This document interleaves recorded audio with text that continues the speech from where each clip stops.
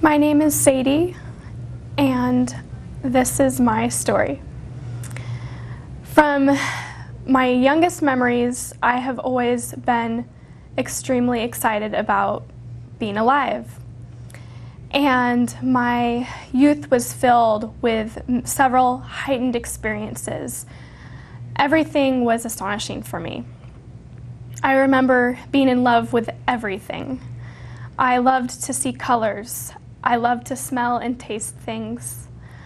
I loved people most of all.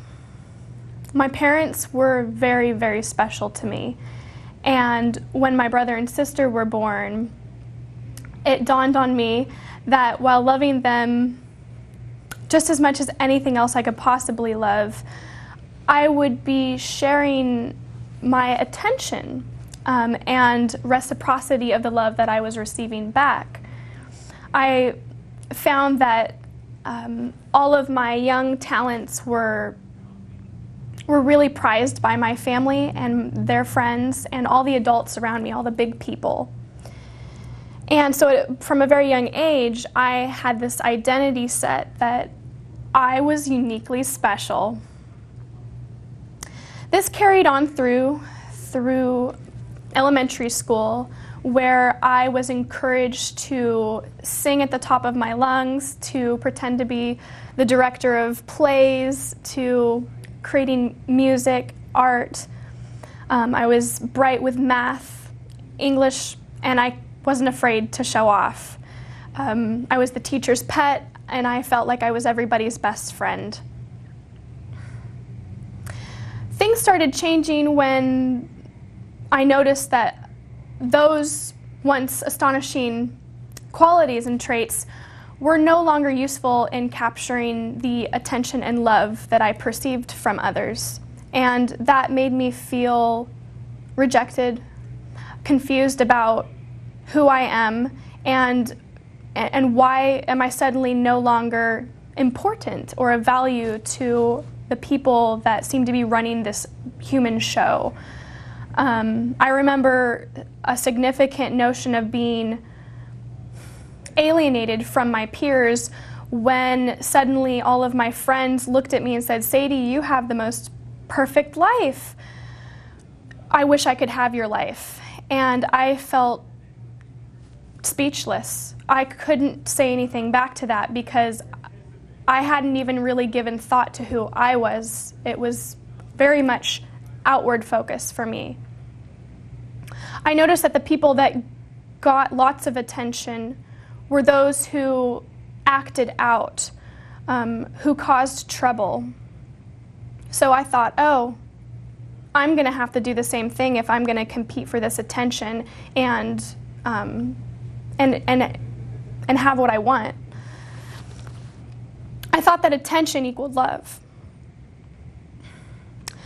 Around 6th and 7th grade, I began documenting any case that I could where I would get into trouble.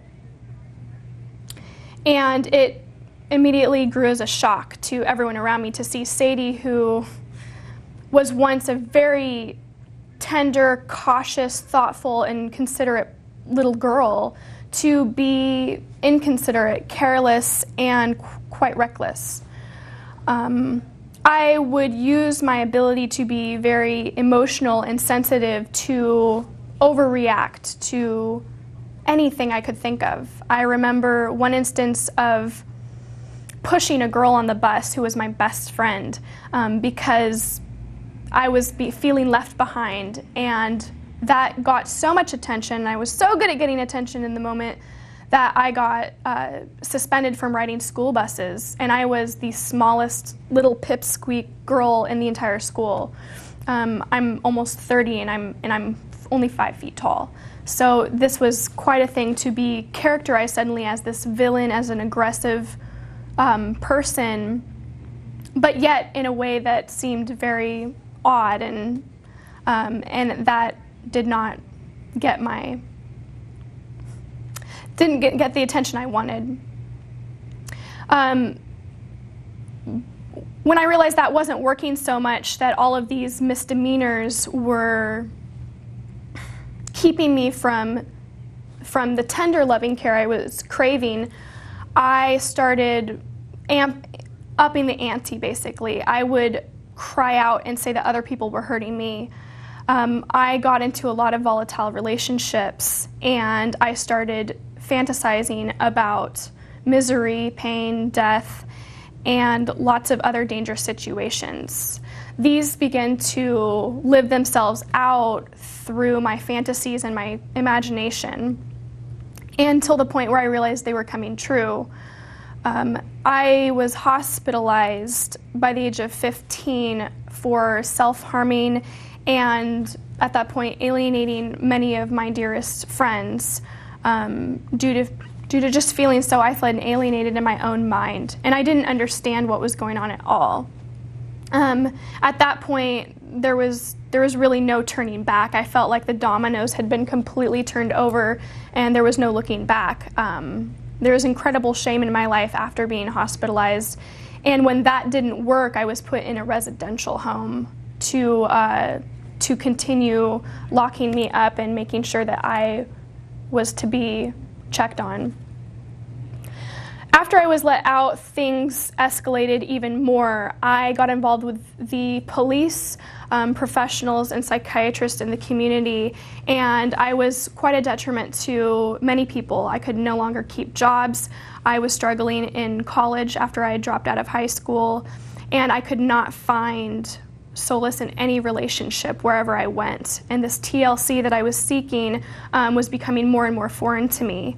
I didn't wake up until I found myself lying in a courtroom to a judge about being raped. And I was doing that to take myself out of a violent situation where I was the messed up person, where I was the lunatic. And I had no other way to really come forth and do that other than in a really crazy legal situation. The judge knew it, and I think that that's one thing about me, is I'm quite readable. And he looked me in the eye and he said, "Please go home. It would behoove you to look in the mirror and ask, who am I?" And that was my biggest wake-up call. I was 22 years old, and I knew that I couldn't keep going that way. At that point, I stripped away all of my involvements. I demoted myself from everyone, and I started meditating seriously on who am I. And after practicing for days, months, and weeks, and seeking lots and lots of mentorship with very professional individuals and slowly rebuilding friendships, I was able to be honest with myself, find my integrity, and build up trusting relationships with the people I had broken. And I have found a lot of help and hope through this process of finding out who I really am, realizing that I'm that same little girl, and that what really matters is that I love myself. And I've been doing that, and my life has been transforming in the last 5 years through networking with people that both understand and taking that through my communication skills to others everywhere I go.